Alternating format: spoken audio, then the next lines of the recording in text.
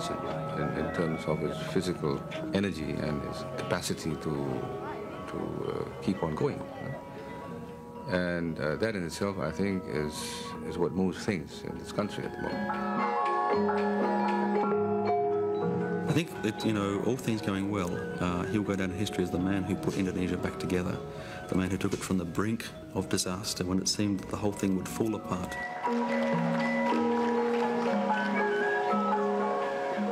It doesn't stop.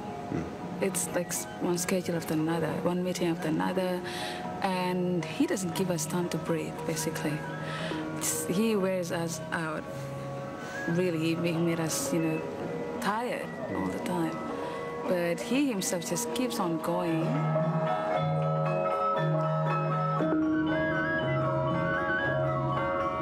We are still have many problems. I think before being threshed out, those problems will still make the investors to be doubtful about it. 60-year-old Abdurrahman Wahid is in charge of one of the world's most fractious nations. He's guiding 210 million people through historic and traumatic change. So, because in this we have to be careful. Despite the pressure of that job and his own precarious health, the president still has time to visit an old and ailing friend. Abdurrahman Wahid is no stranger to hospitals. He's a stroke survivor and he's clinically blind. But we're visiting Jakarta's Central Hospital to see Umar Khayyam, one of Indonesia's most venerated nationalist writers. Their shared ideal of a proud nation has been weakened by years of violence and corruption. But where one man is succumbing to the frailties of old age, the other is steadfastly refusing to give in to his own physical problems.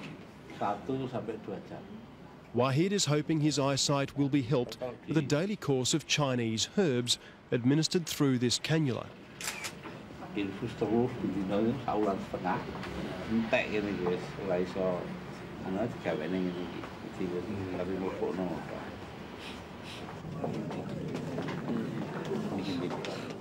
As Indonesia's latest leader, Abdurrahman Wahid is variously accused of being erratic, volatile, abrasive and politically clumsy. But there does seem to be method in the muddling ways of this blind Muslim cleric.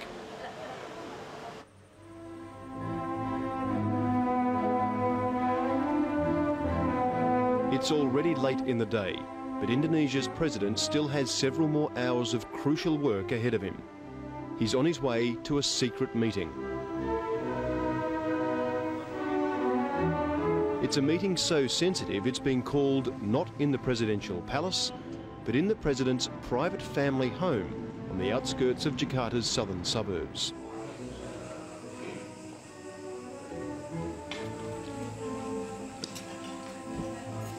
This is the president's 17th such meeting, with student and religious leaders from the rebellious breakaway province of Aceh, and one at which he's keen to portray himself as an equal and a man prepared to listen. Saya di komisi C tadi yang pimpin Ali Mas Kurnusa, dia yang perjuangkan Ali Mas Kurnusa. Dia yang perjuangkan masalah saya Sabang masuk juga dalam komisi supaya DPR menindaklanjuti hanya presiden itu mengamankan lah. Aceh, the restless precinct at the northern tip of his archipelago, is one of Wahid's most difficult issues. Inspired by the ultimate outcome in East Timor, Acehnese are pressing harder than ever for independence, a campaign that left 93 dead in January alone. Uruslah Aceh dulu sampai selesai gitu deh. Nah, sudah itu Anda gantikan. Nah, yang udah Anda nggak usah khawatir, karena yang Anda. This scene of apparent conciliation would have been inconceivable under strongman Suharto. He kept a lid on Aceh with savage military repression. Wahid wants to keep the resource-rich province as well. National stability depends on it. But all he wants to use are words and wily diplomacy. dulu sama panglimanya ini. Kalau nggak ada tersinggung.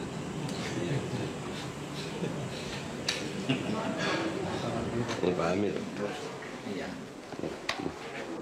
Gus Dur itu kan seorang yang humanis ya, humanis yang religi. Jadi saya melihat ya kalau selama yang saya kenal ya, beliau orangnya sangat familiar, sederhana, terus mau mendengar omongan orang lain ya. Jadi sangat komunikatif. Yang selama ini saya mengikuti beliau udah. Beyond Aceh, the ties that bind this disparate nation together are fraying on many fronts. Here in Indonesia's far east province of West Papua, formerly Irian Jaya, Papuan locals are demanding a greater share of the area's rich resources, and that's fueling demands for independence. Elsewhere in the east, the Maluku Islands and their centrepiece Ambon have been a bloodbath of hatred between Christians and Muslims. There have been extraordinary scenes here, a port filled with refugees desperate to leave,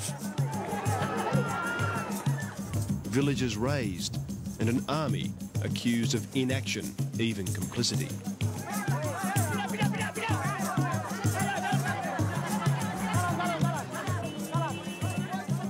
They look at Ambon and they look at Aceh and they say the president and the government isn't doing enough. Well, of course, we have to be careful. You see, we know how to deal with the matter, sometimes slowly and later quicker. So what do you think is causing the problem in Ambon? A bunch of politicians began to change the situation. Previously, the balance of government was that, you see, between the Christians and the Muslims, you see, the division of the so-called quote-unquote spoils will be even. But then came Habibie, came Suharto, when they both tilted toward Islamic groups. Then they did the terrible thing of taking over all the so-called important Christian positions in the province.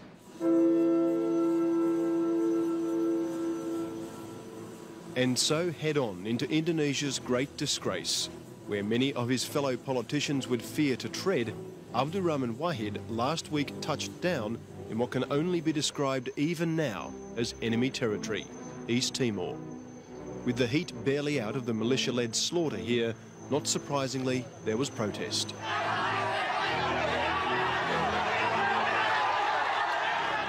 It was a bold move for a frail Indonesian, and while one simple visit could never absolve Indonesia of the terrible sins it committed here, his act of contrition was brave and historic. Atas apa yang buruk telah terjadi di masa lampau, baik kepada keluarga dan teman-teman korban Santa Cruz serta teman-teman dan keluarga dari mereka yang dikuburkan di Taman Pahlawan ini. Dua-duanya adalah korban dari keadaan yang tidak kita kehendaki. The fact that he's going to East Timor soon after the killing, the destruction of East Timor, with the hardliners still resentful over the loss of East Timor, shows also his goodwill, his courage. Wahid's overture here may also help mend his nation's relationship with Australia, even though the president's still testy about how his neighbour played the independence ballot, which sparked a bloody upheaval. It's not John Howard, but it's the Australian government. They used unbalanced policy vis-à-vis the integrationist in the plebiscite. For me, it's not important whether they decided to go, you see, the Timorese, to go to be independent or not, or I don't care. But the process itself has to be, you know, to be in a way without any mistake, without something wrong.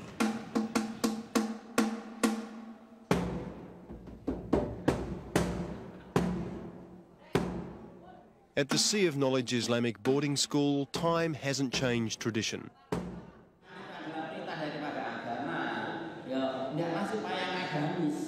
It was here in the small town of Jombang, East Java, the man they now call Gus Dur started his education.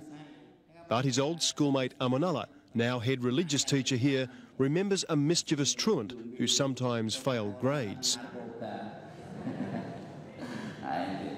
Biasanya kalau sudah bosan ya film itu ya nyari teman-teman yang lamanya itu diajak guru-guru, diajak muridnya termasuk Gusti itu dia terlalu cepat memahami itu, ngerti gitu loh. Sehingga dia males kalau sudah gitu paling ini yang akan diajarkan dan dia sudah ngerti. Itu akhirnya sering bolos. Karena sering bolos itu akhirnya dia tidak naik.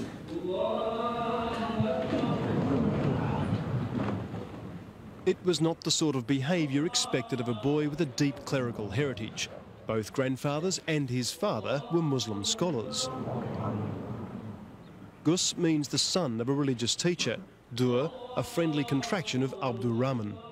Gus Dur's father became independent Indonesia's first religious affairs minister. But in 1953, tragedy struck and a wayward boy was forced onto the straight and narrow. He was in a car with his dad driving to an NU meeting outside Jakarta. The car was struck from behind. His father was fatally wounded. He was only 12 years old.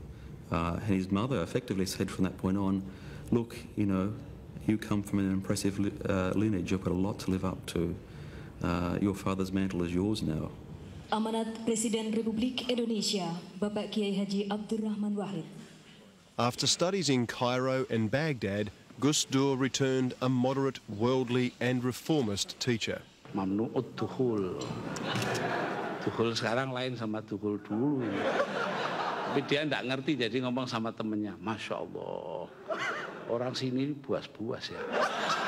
Kenapa Yai? Kenapa Yai? Nah ya, dukhul saja di tengah jalan.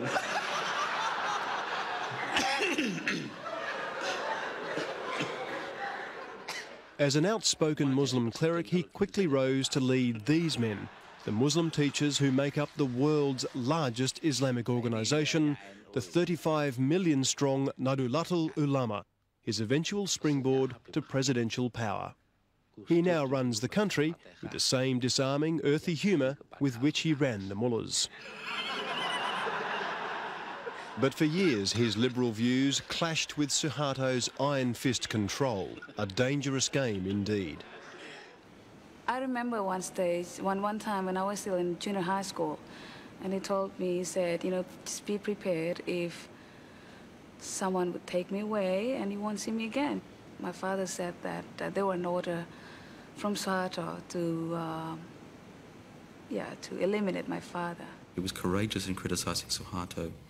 I think even back, you know, as chairman of Nahdlatul Ulama, he occasionally thought, well, if the chance comes, you know, what would I do as president? I think it really began to dawn on him after the fall of Suharto and the formation of new parties, this, you know, sudden efflorescence of new political activity.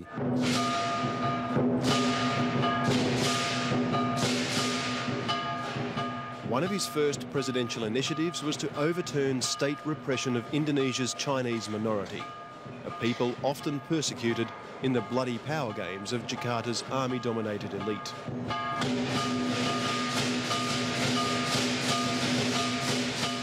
For the first time in Indonesia's independent history, Confucians are allowed to hold a cultural event publicly. And for the first time, a president is guest of honour. Dan mereka yang merasa terpanggil untuk itu juga harus memperjuangkan upaya melakukan koreksi tersebut. His concession to ethnic Chinese arose from a little hard-nosed economics. Comprising just 5% of the population, these people control 70% of the country's wealth. By returning their cultural dignity and celebrating diversity, Gus Dur has convinced ethnic Chinese to keep their capital in his Indonesia. At least this is an indicator indicator that the government give us our human right, give us back our human right. As you know, our duty are the same with other citizens. Appeasing an oppressed minority is one thing, but curbing the power of Indonesia's oppressors is, of course, a much tougher assignment.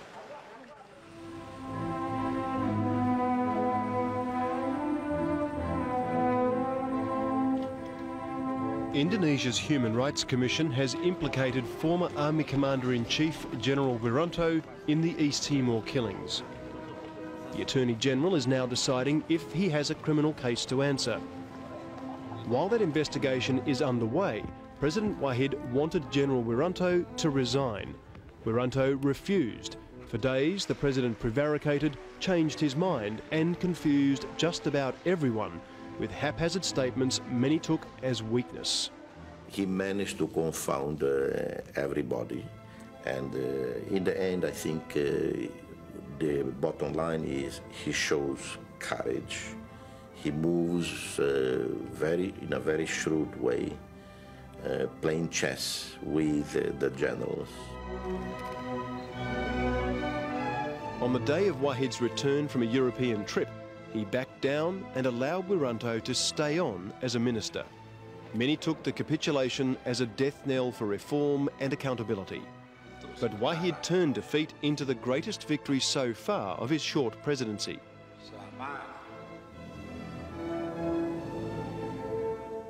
The second day, in order to avoid the possibility of the International Court to preside over him because of his recalcitrant way of not following the orders to resign or request to resign, then, you know, so I said that I will not activate him. And that's what happened. A non-activated Wiranto meant suspended for the duration of the investigation. But in reality, Wiranto's public life is finished. You've said also that he will receive a pardon if found guilty. Some people might ask what sort of justice that is. Oh no, that's an important one. I mean, he was a commander of the armed forces. So like President Suharto and the vice presidents, as well as commanders of the armed forces of that time, should be pardoned if they are found guilty. Otherwise, we will antagonize the institution. And I don't like to antagonize the army. On the face of it, Gus Dur's preemptive pardon looks like a sop to a powerful and pervasive military. And yet, even those you'd have thought would be deeply opposed to a reprieve for Wiranto and the military leadership concede there's merit in Wahid's tactics. Let's remember, if there is a trial, Wiranto and all the other generals are going to be thoroughly exposed for the first time ever in the history of Indonesia, that a whole gang of Indonesian generals are put on trial. And that is tremendously important. That is a tremendous political message with unpredictable consequences. So if Wahid believes that he should soften the political atmosphere by saying, don't worry, I will pardon you, but you go through the trial. Well, the trial itself is going to be humiliating, a lesson to the generals. At the end of the day, I think what needs to be taken as the benchmark is that are we every day closer to the objective of civilian supremacy? And he delivers. And the whole issue regarding General Wiranto is precisely symbolic of that overall process. While he won his battle of wits with Wiranto, the unpredictable public statements he used to do it raised concern about his style. His major weakness is the way he miscommunicates. It's a great paradox or a great irony because he is a supremely gifted communicator, but sometimes he miscommunicates very badly, either because he's shooting from the hip or because he's not explaining his actions. Relations are again cool with his old religious rival but important parliamentary ally Amin Rais, who backs Wahid but attacks what he calls flip-flop leadership. I think it is dangerous because if you have flip-flop leadership, and then the public will be confused. If you say A in the morning and then you say something else in the evening, and the day after that you say something else, I think the people will be confused and nobody can have good planning regarding the future.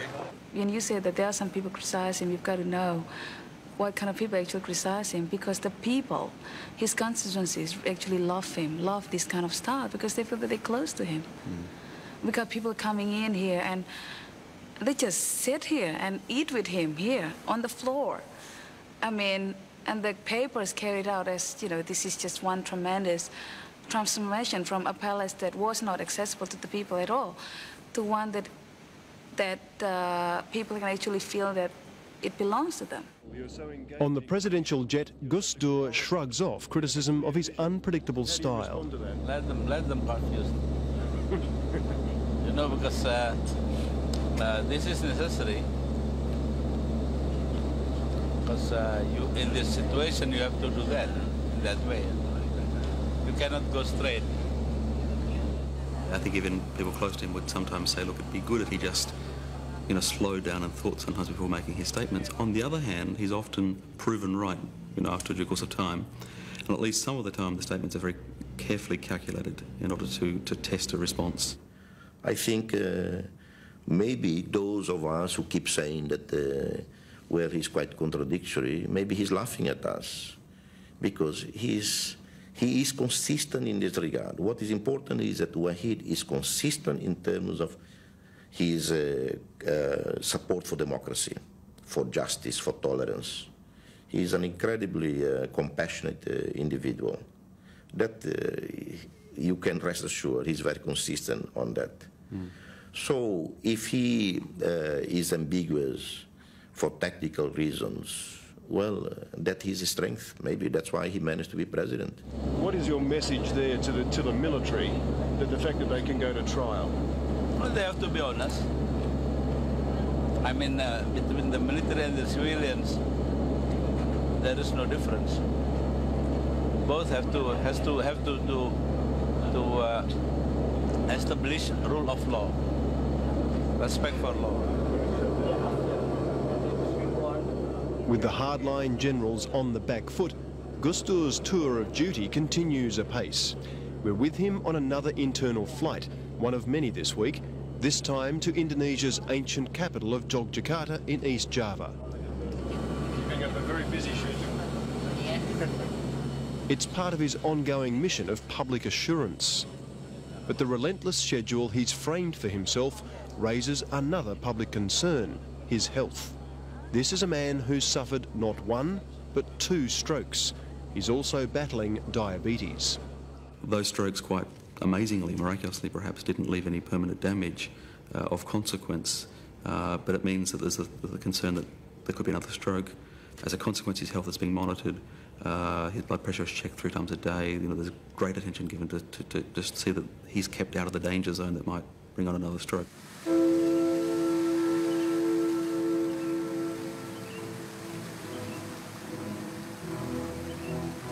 Do you think you can keep up this pace, getting up at 4:30 and finishing at 12:30? Do you think people are worried about that? I hope that, you see, I will, you know, when I feel something, yeah, terrible happen, maybe sickness or that, I just stop. To cope with the crisis schedule, Gus Dur still rises early, very early, for his daily exercise. It's 4:30 a.m. and he's up and not quite running in the presidential gardens. It's a discipline he's followed since rising for the Islamic boarding school classes, where he first heard the collection of Muslim maxims he now uses to run the country and even applied to win power. president. But Amin Rais also saw that if Megawati took the presidency, then the nation will be at civil war. And here he applied another, another principle. To avoid trouble is more important or given priority over bringing good results. So, both apply the principles, different principles of the same legal maxim, Wahid al-Fiqh. And it ended up by myself being president and Megawati vice president.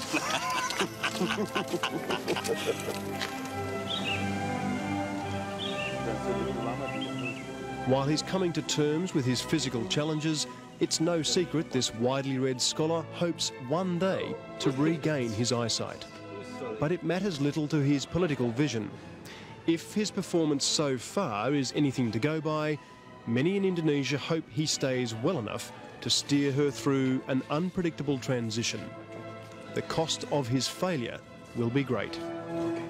Thank you very much. Man, thank you, Evans.